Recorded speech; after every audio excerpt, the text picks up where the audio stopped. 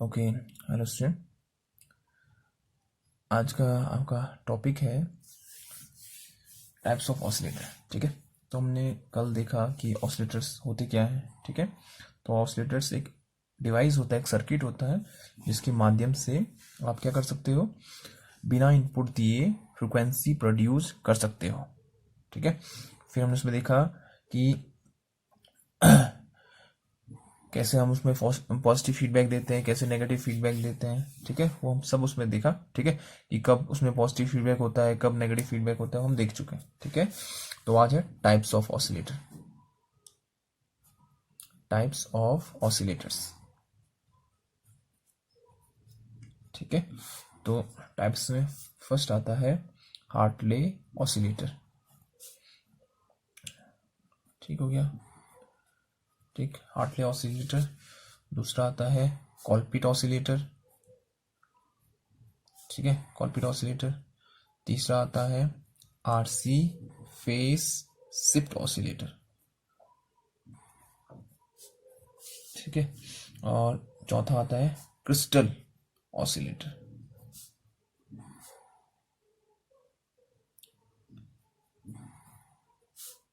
ठीक है, तो ये आपका क्या हो गया, हार्टले ऑसिलेटर। ठीक, और एक आता है वेन ब्रिज ऑसिलेटर। 5। ठीक है, मेन जो इंपॉर्टेंट है वेन ब्रिज ऑसिलेटर। ठीक है, तो आज हमने पढ़ना है हार्टले ऑसिलेटर के बारे में। ठीक, तो आज का टॉपिक है आपका हार्टले ऑसिलेटर।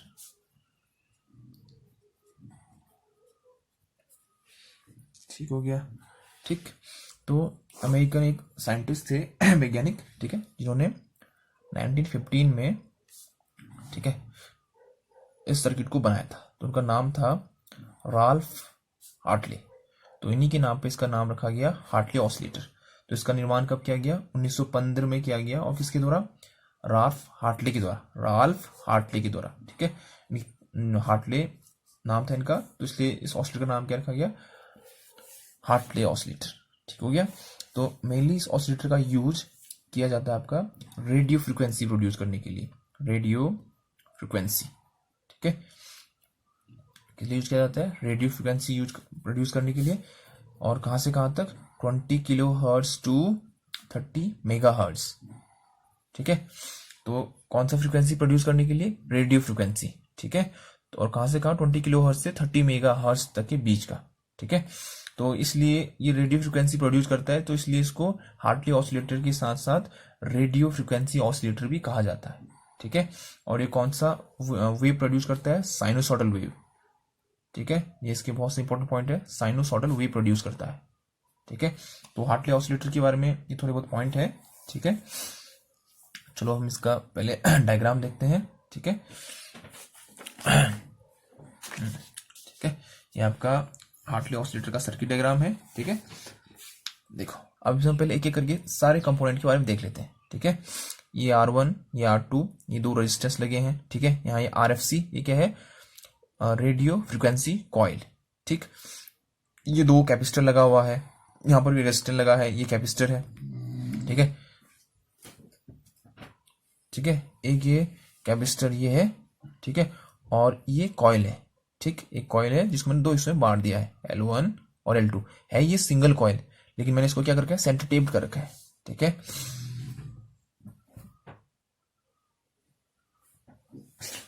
ठीक है, और यहाँ पर एक की लगा है। ठीक है, के की। ठीक, और ऊपर से VCC सप्लाई दिया हुआ है। ठीक है, और आपका एक ये ट्रांजिस्टर है। ठीक है, और ये कौन सा ट्रांजिस्टर है? NPN। ठीक हो गया, तो ये बेस वाला सिरा। ठीक है, ये एमीटर का हिस्सा, ये कलेक्टर का हिस्सा। तो ये कौन सा ट्रांजिस्टर है? Common ammeter. ठीक है, तो कॉमन एमीटर में आउटपुट कहां पर प्राप्त होता है? आपका कलेक्टर और एमीटर के बीच में। तो यहां पर आपको आउटपुट प्राप्त होगा कलेक्टर साइड को। ठीक है, तो अब देखो, जो आपका ट्रांजिस्टर होता है, ठीक है, उसको हम किस लिए यूज करते हैं? सिग्नल्स को एम्पलीफाई करने के लिए। ठीक है, और वो अच्छे से सिग्नल को एम्पलीफाई करे, इसलिए हम उसमें क्या करते हैं? बाइसिंग करते हैं। तो यहां पर हमने कौन सी बाइसिंग यूज कर रखी है? Voltage divider biasing. ठीक है, तो ये R1 R2 के द्वारा उसको क्या किया जाएगा? उसका जो क्यू पॉइंट है, ठीक है, ऑपरेटिंग पॉइंट है, उसको फिक्स किया जाएगा लोड लाइन के मिडिल में, ताकि आपको डिस्टॉर्शन न मिले। ठीक है। अब देखो ये पर है आर ई है, ठीक है, और ये सी लगा हुआ है, ठीक है। तो आपका ये आर ई क्या करता है, स्टेबिलिटी, ठीक है, जो आपका ये कॉमन एमिटर है, ठीक है, इसकी स्टेबिलिटी को फिक्स रखता है ताकि गेन इसका कम ज्यादा ना हो, ठीक है, टेम्परेचर का इसमें इफेक्ट ना पड़े, तो उसके लिए हमने आर ई लगा रखा है, ठीक है। अब आर ई तो हमने स्टेबिलिटी फिक्स करने के लिए लगा रखा है, ठीक है, लेकिन कॉमन ये क्यों लगा रखा है, सी, ये इसलिए लगा रखा है ताकि इस आर ई में से सिर्फ क्या फ्लो हो, डीसी करंट ही डीसी करंट फ्लो हो, ठीक है। अगर इसमें से एसी करंट भी फ्लो होने लगेगा फिर वो स्टेबिलिटी को गड़बड़ा देगा, ठीक है, फिर आपका गेन कम हो जाएगा, ठीक है। देखो जी आपका एम्पलीफाई करेगा, ठीक है, सिग्नल्स को, तो एसी सिग्नल्स यहां पर पहुंचेंगे, तो दो रास्ते हो गए, एक यहां एक यहां। अगर एसी सिग्नल इसमें से चले गया तो यहां पर क्या होगा, वोल्टेज ड्रॉप बढ़ जाएगा, ड्रॉप बढ़ने से क्या होगा, जो आपका स्टेबिलिटी है वो खराब हो जाएगा, ठीक है। तो हमने क्या करना है कि एसी यहां से फ्लो करवाना है, तो जो कैपेसिटर होता है वो एसी के लिए रास्ता प्रोवाइड कराता है या फिर कम रेजिस्टेंस उत्पन्न करता है। तो आपका रेजिस्टेंस यहां से ना जा, सॉरी, जो एसी करंट है वो यहां से ना जाकर के यहां से चले जाएगा, तो यहां से सिर्फ क्या जाएगा, डीसी करंट। तो इसे क्या कहते हैं, कॉमन एमीटर, ठीक है, बाईपास कैपेसिटर, ठीक है। ये क्या है, common ammeter bypass capacitor, bypass capacitor है ये, ठीक है। तो आपका ये क्या करेगा, बाईपास कैपेसिटर, ठीक, आपका एसी सिग्नल को ग्राउंड कर देगा, ठीक है, ये,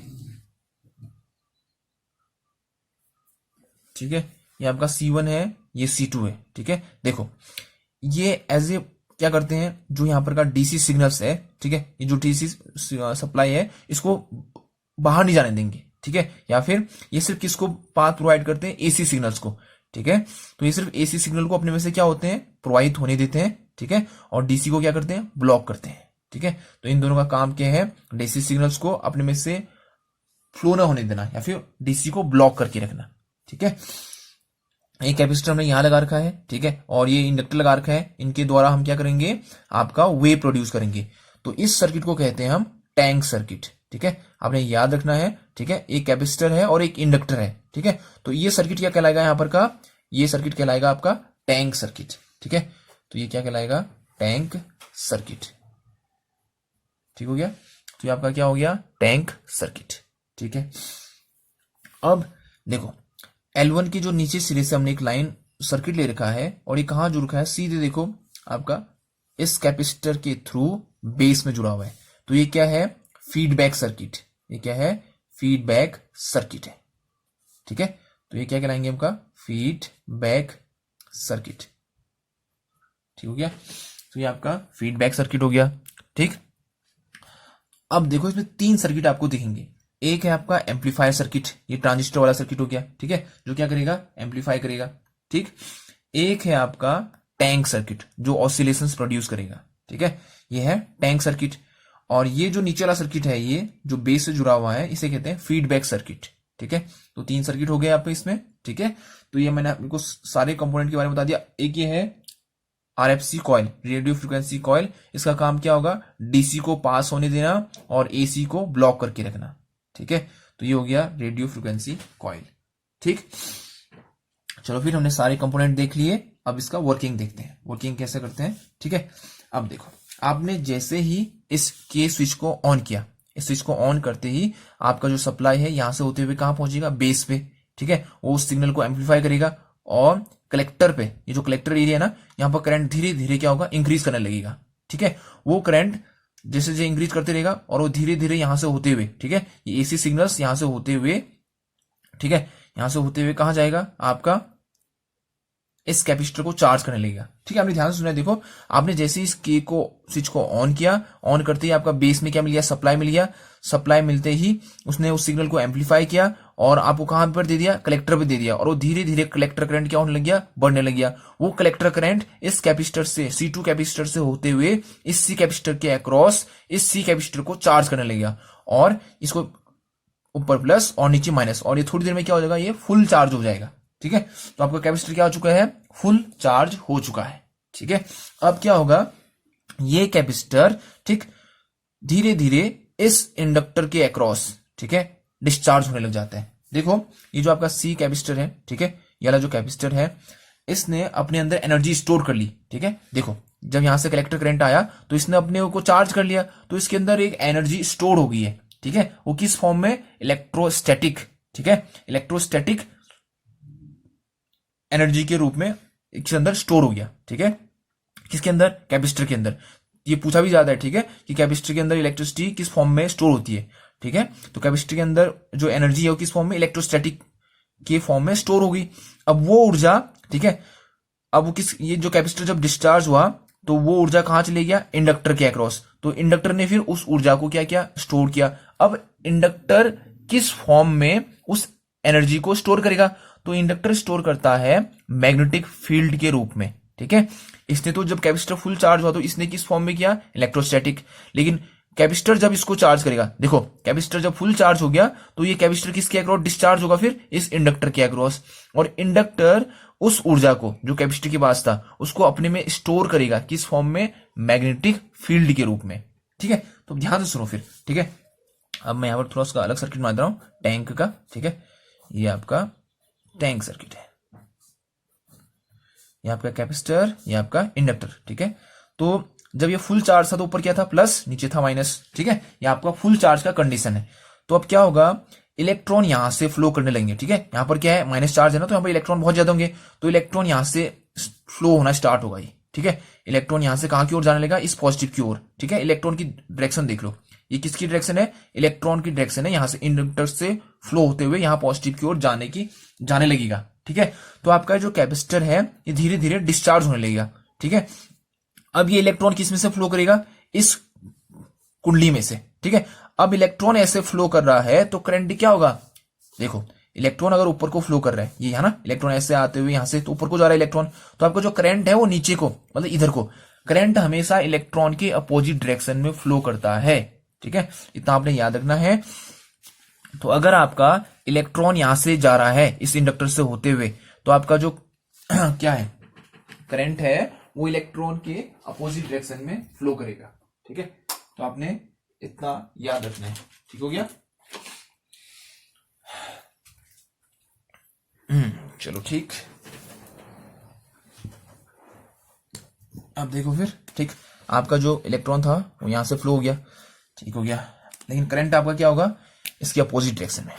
ठीक है, तो मतलब अगर इलेक्ट्रॉन ऊपर है तो आपका करंट नीचे को। ठीक है, इधर से इलेक्ट्रॉन इधर को जा रहा है, करंट उल्टी दिशा में। ठीक है, तो अब क्या होगा?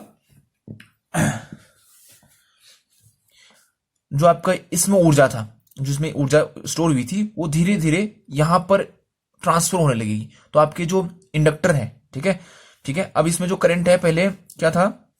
आई था, तो करंट धीरे धीरे इंक्रीज होने लगेगा। ठीक है, देखो इलेक्ट्रॉन फ्लो होना मतलब करंट का फ्लो होना, तो स्टार्टिंग में करंट कितना था? आई था। ठीक है, तो ये धीरे धीरे करंट इंक्रीज होने लगेगा ना। देखो ये इलेक्ट्रॉन यहां पर जितने भी इलेक्ट्रॉन थे वो धीरे धीरे यहां से होते हुए इधर को जाने लगेंगे, इस पॉजिटिव सिरे में। ठीक है, तो जब ये इलेक्ट्रॉन जाएंगे धीरे धीरे, तो ये जो कुंडली होता है ये करंट का अपोज करता है। ठीक है, करंट का अपोज करेगा तो धीरे धीरे करंट इंक्रीज होगा, धीरे धीरे। तो लास्ट में ये कैपेसिटर क्या हो जाएगा? पूरा का पूरा डिस्चार्ज हो जाएगा। तो करंट की वैल्यू कितनी हो जाएगी? Maximum I0। ठीक है, मान लो कि करंट कितना हो गया? मैक्सिमम हो गया I0। ठीक है, क्योंकि इलेक्ट्रॉन धीरे धीरे करते हुए कहां एकत्र हो गया? ये पॉजिटिव वाले के साइड। तो आपका कैपेसिटर क्या हो गया? फुली डिस्चार्ज हो गया। तो आपका जो यहां पर जो इंडक्टर कॉइल है, ये L, ये कॉइल जो है ये क्या हो गया? इसमें अब एनर्जी स्टोर्ड हो गई है। तो इसमें एनर्जी कितनी होती है? देखो फॉर्मूला क्या होता है एनर्जी का इंडक्टर में? Half LI0²। जितना करंट है मैक्सिमम और जितना इसका इंडक्टेंस है गुना हाफ से, तो इतनी एनर्जी इसमें अब स्टोर हो चुकी है। ठीक है, किसमें? आपके कॉइल में। ठीक हो गया? अब क्या होगा? ये एनर्जी अब धीरे धीरे डिस्चार्ज होने लगेगी, मतलब कम होने लगेगी। ठीक है, ध्यान से सुनना, ये जो एनर्जी है ना अब धीरे धीरे क्या होगा? कम होने लगेगा। ठीक है, लेकिन लेंज लॉ के अनुसार जो आपका कॉइल है इसका विरोध करता है। देखो जो ये एनर्जी ये धीरे धीरे क्या होने लगेगा? कम होने लगेगा। ठीक है, लेकिन ये लेंज लॉ के अनुसार, ठीक है, ये कुंडली उसका विरोध करती है। ठीक है, देखो ये ऊर्जा कैसे उत्पन्न हुई है? जब करंट मेरा कैसे फ्लो हुआ है? नीचे की ओर। ठीक है, या फिर जब मेरा इलेक्ट्रॉन ऊपर की ओर फ्लो हुआ है। ठीक है, ध्यान से सुनना, जब मेरा इलेक्ट्रॉन ऊपर की ओर फ्लो हुआ है तब ये एनर्जी उत्पन्न हुई है। लेकिन अब ये क्या हो रहा है कि ये ऊर्जा धीरे धीरे क्या होने कम होने लगेगा। ये ऊर्जा मतलब मैग्नेटिक फील्ड, ये जो मैग्नेटिक फील्ड यहां पर होगा वो धीरे धीरे कम होने लगेगा। लेकिन लेंज लॉ के अनुसार ये कुंडली उसका क्या करेगा? विरोध करेगा। तो ये चाहेगा कि वो फील्ड कम ना हो, तो ये क्या करेगा, करंट जो इलेक्ट्रॉन है वो इसी दिशा में फ्लो हो ऐसा चाहेगा, ठीक है। तो इलेक्ट्रॉन आपका इसी दिशा में फ्लो होते रहेगा, ठीक है, इलेक्ट्रॉन आपका इस दिशा में फ्लो होते रहेगा, ठीक है। ऐसा कौन चाहेगा, ये इंडक्टर, ये कुंडली, किसके अनुसार, लेंज लॉ के अनुसार, ठीक है। देखो यहां पर जो मैग्नेटिक फील्ड है वो धीरे धीरे क्या होने लगेगा, कम होने लगेगा, लेकिन ये कुंडली क्या चाहेगा कि ऐसा न हो, किसके अनुसार, लेंज लॉ के अनुसार। तो ये क्या चाहता है कि करंट जैसा पहले फ्लो हो रहा था वैसी होते रहे, ठीक है। ऐसा क्यों चाहेगा, ताकि इसका मैग्नेटिक फील्ड कम न हो। तो आपका जो इलेक्ट्रॉन है वो धीरे धीरे फिर क्या होता है, यहां पर इकट्ठा हो जाता है, ठीक है। तो ये वाला हिस्सा क्या बन जाता है फिर, माइनस, ठीक है, और ये वाला हिस्सा क्या बन जाता है फिर, प्लस, ठीक है। इसने सारे इलेक्ट्रॉन दे दिए, तो यहां पर पॉजिटिव, यहां पर नेगेटिव। अब इसका जो लास्ट में इसका मैग्नेटिक फील्ड एकदम से कम हो जाएगा और सारे इलेक्ट्रॉन, ठीक है, सारे इलेक्ट्रॉन यहां से निकल के यहां इकट्ठा हो जाएंगे। तो यहां पर ये माइनस प्लेट बन गया, ये नीचे पॉजिटिव प्लेट बन गया। देखो स्टार्टिंग में ऊपर क्या था, पॉजिटिव प्लेट, ठीक है, जो स्टार्टिंग कंडीशन थी वो ये वाली कंडीशन थी, ठीक है। फिर यहां से इलेक्ट्रॉन धीरे धीरे इस कुंडली से होते हुए यहां जमा होने लगे, तो जिससे आपका यहां पर की जो एनर्जी थी इलेक्ट्रोस्टैटिक फॉर्म में, वो यहां पर मैग्नेटिक फील्ड में एकत्र हो गई, कहा, कुंडली के अक्रॉस। फिर वो मैग्नेटिक फील्ड जो चुंबकीय क्षेत्र है वो धीरे धीरे कम होने लगा। तो ये चाहेगा कि न हो, तो ये चाहेगा कि electric field, sorry, magnetic field कम न हो। तो ये क्या चाहता है कि करंट जैसा पहले फ्लो होता वैसी हो, ताकि मैग्नेटिक फील्ड कम न हो। तो आपका इलेक्ट्रॉन इसी दिशा में फ्लो होते रहते हैं और धीरे धीरे ये पॉजिटिव क्या बन जाता है, यहां पर नेगेटिव बन जाता है, और ये हिस्सा पॉजिटिव बन जाता है।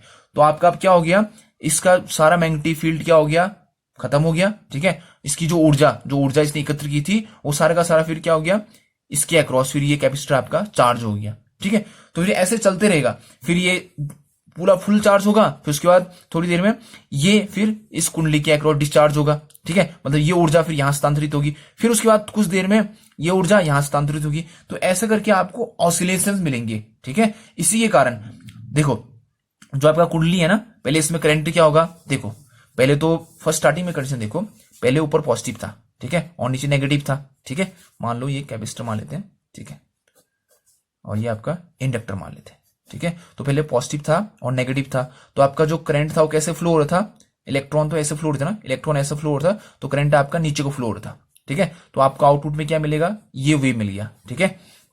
अब जब ये नेगेटिव हो जाएगा फुल चार्ज होने के बाद, फिर उसके बाद ये पॉजिटिव हो जाएगा, तो अब करंट कैसे फ्लो होगा आपका, ठीक है, इलेक्ट्रॉन होगा फ्लो आपका ऐसे, ठीक है, इधर की ओर, और करंट फ्लो होगा ऊपर की ओर, ठीक है, उल्टी दिशा में। तो इंडक्टर में एक बार आपको करंट नीचे को मिलेगा, एक बार ऊपर को मिलेगा, ठीक है, क्योंकि ना कैपेसिटर के अक्रॉस जो पोलैरिटी है एक बार पॉजिटिव होता है ऊपर, एक बार नेगेटिव होता है। तो इस प्रकार आपको क्या मिलेगा, ऑसिलेशंस, इस प्रकार से, ठीक है। तो आपका आउटपुट प्राप्त होगा कुंडली पर वो इस प्रकार से, पॉजिटिव नेगेटिव, पॉजिटिव नेगेटिव। तो इसे क्या कहते हैं, ऑसिलेशंस प्रोड्यूस होना, ठीक है। अब ये ऑसिलेशन ना ऐसे नहीं मिलेंगे आपको, ये मिलेंगे आपको अनडैम्ड, ठीक है, सॉरी डैम्ड ऑसिलेशन, मतलब जैसे आपको ये आउटपुट मिला तो ये कम होने लगेगा, ठीक है, धीरे धीरे इसका जो मैग्नीट्यूड है वो कम होने लगता है, ठीक है। तो जो आपका टैंक सर्किट है उसके अक्रॉस जो ऑसिलेशंस प्राप्त होते हैं आपको, वो क्या होता है, डैम्ड ऑसिलेशन, उसे क्या कहते हैं, डैम्ड ऑसिलेशन प्राप्त होते हैं आपको, ठीक है, मतलब उनका मैग्नीट्यूड धीरे धीरे कम होने लगता है।